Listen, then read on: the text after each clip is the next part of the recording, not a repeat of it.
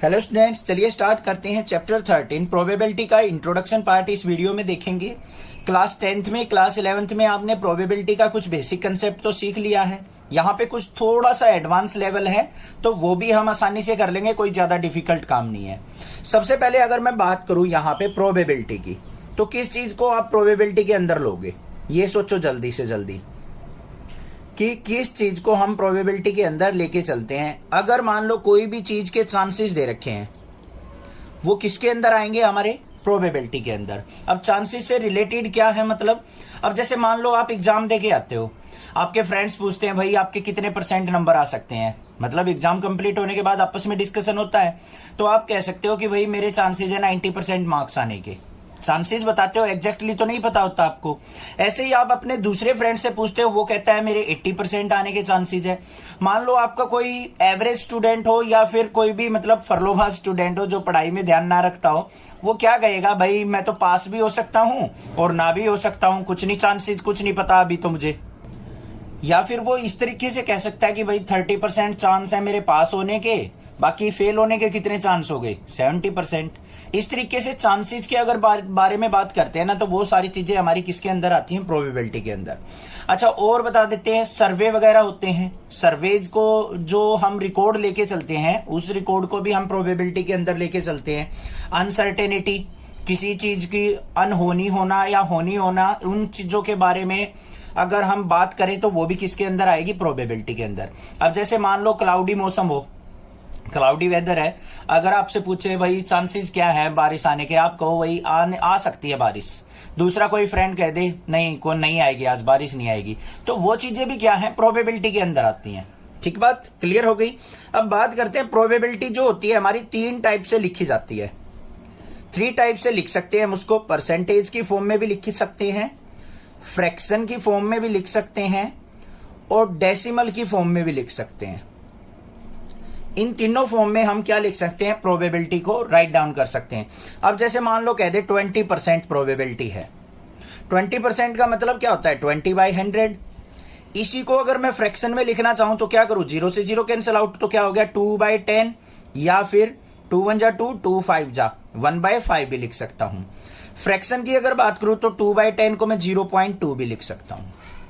इन सभी का मीनिंग क्या है, सभी की वैल्यू सेम है, बट प्रोबेबिलिटी को लिखने का तरीका अलग हो गया। परसेंटेज की फॉर्म में भी लिखी जा सकती है, फ्रैक्शन की फॉर्म में भी, और डेसिमल की फॉर्म में भी हमारी प्रोबेबिलिटी लिखी जा सकती है।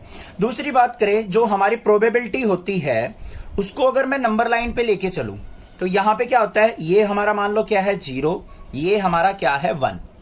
हमेशा जो प्रोबेबिलिटी होगी हमारी 0 से 1 के बीच में लाई करेगी, ना तो 0 से लेफ्ट साइड जाएगी, नेगेटिव कभी भी नहीं होगी, और ग्रेटर देन 1 प्रोबेबिलिटी कभी भी नहीं होगी। हमेशा कहां से कहां लाई करेगी, 0 से 1 के बीच में लाई करेगी। तो हम प्रोबेबिलिटी को लिख देंगे यहां पे हमारा क्लोज इंटरवल 0 से 1 के बीच में, 0 से 1 के बीच में लाई करेगी हमारी प्रोबेबिलिटी। 0 भी हो सकती है और 1 भी हो सकती है, और 0 और 1 के बीच में भी हो सकती है। 0 से लेफ्ट नहीं जाएगी, मतलब नेगेटिव नहीं होगी, और ग्रेटर देन 1 भी नहीं होगी। ये होती है हमारी प्रोबेबिलिटी का इंटरवल। समझ में आ गई। तो कैसे लिख सकते हैं इसको, 0 less than equal to probability less than equal to 1। ये चीज ध्यान रखना, हमेशा प्रोबेबिलिटी हमेशा 0 और 1 के बीच में ही लाई करेगी।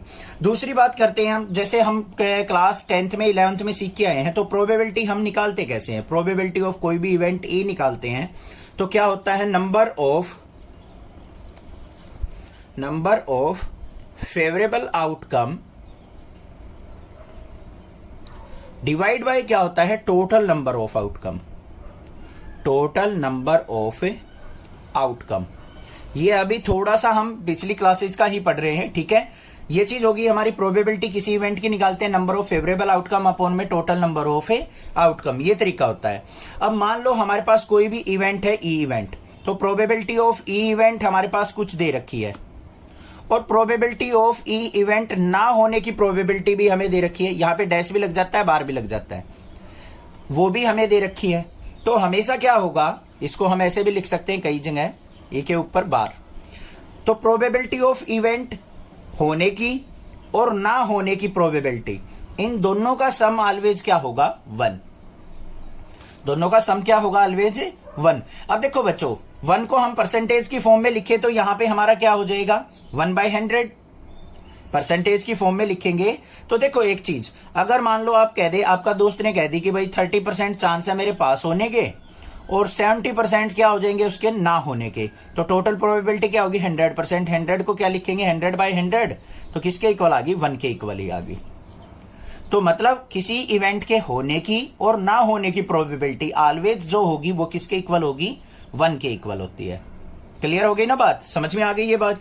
अब बात आती है यहां पे एक दो फॉर्मूले यूज होंगे हमारे सेट वाले, probability of A union B, क्योंकि यहां पे हमारी कंडीशनल प्रोबेबिलिटी है इस चैप्टर में। तो कंडीशनल प्रोबेबिलिटी में हम क्या करेंगे? यहां पे देखो ए यूनियन बी किसके इक्वल होता है? हमारा प्रोबेबिलिटी ऑफ ए, और फिर प्लस में प्रोबेबिलिटी ऑफ बी, और माइनस में क्या होता है हमारा? Probability of A intersection B. यही तो होता है, यही चीज पढ़ी है हमने। अगर हमें probability of A intersection B निकालनी है तो कैसे निकलेगी? प्रोबेबिलिटी ऑफ ए प्लस में प्रोबेबिलिटी ऑफ बी, माइनस कर दो इसको ले जाके probability of A union B. ठीक है भाई, ये चीज भी पता है, सेट वाले फॉर्मूले। अब बात करते हैं कंडीशनल प्रोबेबिलिटी की, जो इस चैप्टर के अंदर हमारी यूज होने वाली है। कंडीशनल प्रोबेबिलिटी का मतलब होता है इफ देन की सिचुएशन। इफ देन की सिचुएशन हो सकती है। कंडीशनल प्रोबेबिलिटी के अंदर हमारे पास दो इवेंट होंगे, एक मान लिया ए इवेंट है, एक हमारे पास मान लिया बी इवेंट है। ए इवेंट जो होगा और बी इवेंट होंगे आपस में एक दूसरे पे डिपेंडेंट मिलेंगे। किसी एक इवेंट के अंदर अगर चेंजेस होते हैं ना, बदलाव होते हैं, तो दूसरे इवेंट पे उसका इफेक्ट पड़ेगा। यही चीज क्या कहलाती है? हमारी कंडीशनल प्रोबेबिलिटी। इफ देन की सिचुएशन भी कह सकते हैं, अगर ऐसा होगा देन ऐसा होगा। ठीक है, मतलब क्या है यहां पे? इफ अगर ये कंडीशन फुलफिल होगी तभी हमारी देन ये कंडीशन हमारी काम करेगी। ये कंडीशन भी हो सकती है हमारी कंडीशनल प्रोबेबिलिटी के अंदर। अब यहां पे क्या होता है? एक फॉर्मूला होता है हमारा, मान लो P of A by B. ये किसके इक्वल होता है? P of A intersection B upon में प्रोबेबिलिटी ऑफ बी इवेंट।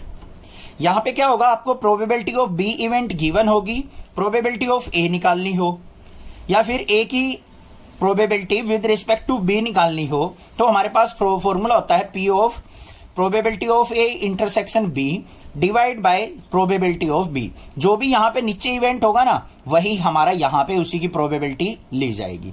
ऐसे भी हो सकता है पी ऑफ बी बाय ए निकालना हो आपको, तो वो कैसे निकलेगा? पी ऑफ यहां पे ए इंटरसेक्शन बी अपॉन में, यहां पे नीचे ए इवेंट है तो प्रोबेबिलिटी ऑफ ए। समझ में आ गई बात? ये होती है हमारी कंडीशनल प्रोबेबिलिटी। बाकी यूज कैसे होती है हम क्वेश्चंस करेंगे, वहां से आपको बिल्कुल इजीली क्लियर हो जाएगा। एक्सरसाइज 13.3 के अंदर जो दो कंसेप्ट आते हैं हमारे, टोटल प्रोबेबिलिटी का और बेस थ्योरम का, उन दोनों को हम इस वीडियो के अंदर कवर करेंगे। ठीक है, सबसे पहले बात करते हैं हम थ्योरम ऑफ टोटल प्रोबेबिलिटी की। अब ये थ्योरम ऑफ टोटल प्रोबेबिलिटी होती क्या है, पहले तो उस चीज को समझेंगे। उसको समझने से पहले ना एक छोटा सा डायग्राम समझाऊंगा, जिससे आपको बिल्कुल अच्छे से कंसेप्ट क्लियर होगा। देखो बुक के अंदर भी दे रखा है एक डायग्राम इस तरीके से, एक रेक्टेंगल दे रखी है, ये हमारी एक सैंपल स्पेस को डिनोट कर रही है कि कोई भी एक सैंपल स्पेस है। इसके अंदर हमने क्या कर लिया, यहां पे एक हमने ओवल ले लिया, इसके अंदर इवेंट है। ये इवेंट हो गया मान लो हमारा E1, ये इवेंट हमारा मान लो हो गया E2, ऐसे फिर इवेंट मान लो यहां पे आ गया मेरा E3, यहां पे फिर मान लो कोई और इवेंट आ गया इस तरीके से, और ये इवेंट आ गया हमारा EN, और ये हमारा क्या हो गया, कोई A इवेंट अलग से हो गया। देखो हमने क्या किया, टोटल सैंपल स्पेस के अंदर डिफरेंट डिफरेंट इवेंट बना लिए, पार्टीशन कर लिया हमने सैंपल स्पेस का। तो यहां पे क्या हो गया, ध्यान से देखो, E1, E2, E3 और up to EN are partition of sample space S, sample space S के हमने क्या कर लिए, ये इतने सारे सैंपल स्पेस क्रिएट कर लिए, मतलब सैंपल स्पेस के इतने सारे पार्टीशन कर लिए हमने। ये बात यहां तक क्लियर हो गई, कोई दिक्कत नहीं होनी चाहिए। और जो हमारे E1, E2, E3 ये En है ना, जो भी पार्टीशन है ये नॉन जीरो है, all are non zero, non zero मतलब कोई भी इसमें से इवेंट जीरो नहीं होगा। और ए क्या है, कोई भी इवेंट है, let A B the event, A B the event associated with sample space S. यहां पे क्या मानना है, ए एक ऐसा इवेंट है जो एस सैंपल स्पेस से क्या कर रहा है, एसोसिएट कर रहा है, मतलब इससे रिलेट कर रहा है। अभी तक आपको थोड़ी सी अलग अलग सी चीजें लग रही होंगी, सर क्या करवा रहे हो, समझ में नहीं आ रहा है। अभी चिंता मत करो, अभी पूरी यहां पे बताऊंगा टोटल प्रोबेबिलिटी का फॉर्मूला, तो वो समझने के लिए आपको ये चीज समझनी जरूरी थी। हमने क्या देखा, एक सैंपल स्पेस था, कोई भी हो सकता है, मान लो 2 डाइस को हमने रोल किया, उसके 36 सैंपल स्पेस बने, उसमें से कुछ इवेंट बना दिए हमने कि दोनों डाइस पे इवन नंबर आए, दोनों डाइस पे ओड नंबर आए, या कोई और बना दिया हमने कि दोनों डाइस का सम 6 आए। इस तरीके से बहुत सारे इवेंट बन सकते हैं हमारे, तो हमने बहुत सारे इवेंट को क्रिएट कर लिया। और ए कोई ऐसा इवेंट बना दिया हमने, मान लिया हमने कह दिया कि दोनों पे सेम नंबर आना चाहिए, उस इवेंट की प्रोबेबिलिटी निकालो टोटल प्रोबेबिलिटी से। तो कैसे निकलती है, यहां पे probability of A event equal to probability of even event multiply probability of A by even, conditional probability बताया ना। ऐसे ही प्रोबेबिलिटी ऑफ E2 इवेंट जो सेकंड इवेंट था, इनटू में probability of A by E2, A event की probability with respect to E2 की हमें पता होगी। उसके बाद इस तरीके से चलेगा, और मान लो probability of nth event into में conditional probability A by En, ये होती है हमारी क्या, टोटल प्रोबेबिलिटी। मतलब जितने भी इवेंट थे उसके अंदर सभी का सम करके हम प्रोबेबिलिटी निकाल लें तो हम किसी इवेंट की प्रोबेबिलिटी फाइंड आउट कर सकते हैं। इसको हम किस तरीके से लिख सकते हैं, sigma i is equal to 1 से लेके n प्रोबेबिलिटी ऑफ, यहां पे E1, E2, E3 up to En चलेगा तो इसको ei ले लेंगे, इनटू में probability of a by E1, E2, E3 up to En है तो यहां पे ei ले लेंगे। ये हमारा सम आ गया किसका, टोटल प्रोबेबिलिटी का। जहां पे भी ये काउंटिंग थी ना 1, 2, 3, 4 अप टू n, उसको ले लिया हमने i। यहां पे E1, E2, E3 up to En था, इसको भी ले लिया i। और i की वैल्यू कहां से स्टार्ट हुई है, i इक्वल टू 1 से स्टार्ट होके कहां तक गई है, n तक। यहां पे डिनोट भी कर दिया हमने, i इक्वल टू 1 से लेके n तक चलेगा। ये फॉर्मूला बन गया हमारा किसका, थ्योरम ऑफ टोटल प्रोबेबिलिटी का। बात क्लियर हो गई या नहीं होगी, कोई प्रॉब्लम नहीं होगी, समझ में आ गया होगा। अब इससे अच्छा नेक्स्ट कंसेप्ट जो आएगा ना बेस थ्योरम का, वो आपको बड़े अच्छे ध्यान से समझना है, क्योंकि मोस्टली क्वेश्चंस उसी से आते हैं और एग्जाम में भी बेस थ्योरम से क्वेश्चन पूछा जाता है। अब हम समझेंगे बेस थ्योरम को। बेस थ्योरम को समझने से पहले आपको एक एग्जाम्पल समझना पड़ेगा। अगर वो एग्जाम्पल आपके माइंड के अंदर सेट हो जाता है ना, तो ये मान लीजिए आपको बेस थ्योरम का कंसेप्ट समझ में आ जाएगा। आप एग्जाम्पल जो है बेस थ्योरम का एनसीईआरटी बुक से भी कर सकते हैं, जो आपको 8-10 लाइन के पैराग्राफ में गिवन है। अदरवाइज मैं यहाँ पे एक अदर एग्जाम्पल बना रहा हूं, उसको भी समझ के आप यहाँ पे बेस थ्योरम को अच्छे से समझ सकते हैं। तो देखो ध्यान से, बेस थ्योरम का मतलब क्या होता है। अब कंडीशनल प्रोबेबिलिटी हमने पिछले चैप्टर्स में पढ़ चुके हैं, हम कंडीशनल प्रोबेबिलिटी। तो यहां पे कंडीशनल प्रोबेबिलिटी तो यूज होगी ही होगी, साथ में यहां पे हमें क्या निकालनी है, रिवर्स प्रोबेबिलिटी। Reverse probability. अब ये सोचोगे सर ये रिवर्स प्रोबेबिलिटी क्या होती है, उसको टेंशन मत लो किसी चीज की। रिवर्स प्रोबेबिलिटी अभी पता लग जाएगा जब हम यहां पे उस एग्जाम्पल को समझेंगे। अब देखो मान लो हमारे पास क्या है, एक कंपनी है, उसके अंदर ये पेन बनते हैं। क्या बनते हैं, पेन, ठीक है, बटरफ्लो का पेन बन रहा है उसके अंदर। और उस मशीन, उसके कंपनी के अंदर 3 मशीन बनी हुई हैं। एक फर्स्ट मशीन है जो इवेंट क्या करती है, E1 क्रिएट करती है। सेकंड मशीन E2 हमारा इवेंट क्रिएट करती है। Third E3। ये चीज दे रखी है हमें, मान लो 3 मशीन है, E1, E2, E3। तीनों क्या करती हैं, बटरफ्लो का पेन प्रोड्यूस करती है, बनाती हैं। E1 जो हमारी मशीन है वो मान लो हमारी क्या करती है, 50% पेन्स की कंस्ट्रक्शन करती है। E2 मशीन मान लो हमारी क्या करती है, 30% पेन की कंस्ट्रक्शन करती है, बनाती है। E3 जो है प्रोडक्शन जो करती है वो कितनी करती है, 20% का। कंस्ट्रक्शन नहीं कहेंगे, प्रोडक्शन मान लो। ये हो गए हमारे तीनों की तीनों मशीन्स के अंदर। E1 ने 50% बनाए, E2 ने 30% बनाए, E3 ने 20% बनाए। अब इनको बनने के बाद हमने देखा कुछ पेन डिफेक्टिव आ गए। यहां पे मान लो क्या आ गया, एक इवेंट आ गया D, जो किसका है, डिफेक्टिव पेन का। किसका है, डिफेक्टिव पेन का इवेंट है D, कि मतलब तीनों ने पेन तो बनाए मशीन ने, और उनमें से कुछ पेन डिफेक्टिव निकल गए, वो आ गया D से इवेंट मान लिया हमने डिफेक्टिव पेन। अब हमें क्या मिलेगा, यहां पे आपको कंडीशनल प्रोबेबिलिटी मिलेगी कि E1 मशीन के डिफेक्टिव पेन बनाने के कितने चांसेस है, E2 के कितने चांसेस है, E3 के कितने चांसेस है, कि मतलब कौन कौन सी मशीन ने वो डिफेक्टिव पेन ने बनाया होगा। तो वो किस तरीके से मिलेगी देखो, तो आपको डेटा कैसे मिलेगा, जैसे प्रोबेबिलिटी ऑफ, यहां पे डिफेक्टिव पेन की प्रोबेबिलिटी किसने क्रिएट किया है, E1 ने, वो मान लो आपके पास आ गई 3%। 3% चांसेस है कि आपका जो डिफेक्टिव पेन बना है वो E1 मशीन ने बनाया है, वो 3% उसने यहां पे कंडीशनल प्रोबेबिलिटी दे दी। अब E2 की मिलेगी ऐसे ही आपको, probability of D defective pen with respect to E2, कि E2 मशीन ने बनाया होगा, उसकी मान लो क्या है, 2%। ऐसे ही प्रोबेबिलिटी ऑफ मान लो क्या है, डिफेक्टिव पेन की E3 के रिस्पेक्ट में, वो मान लो कितनी दे दी, 1%।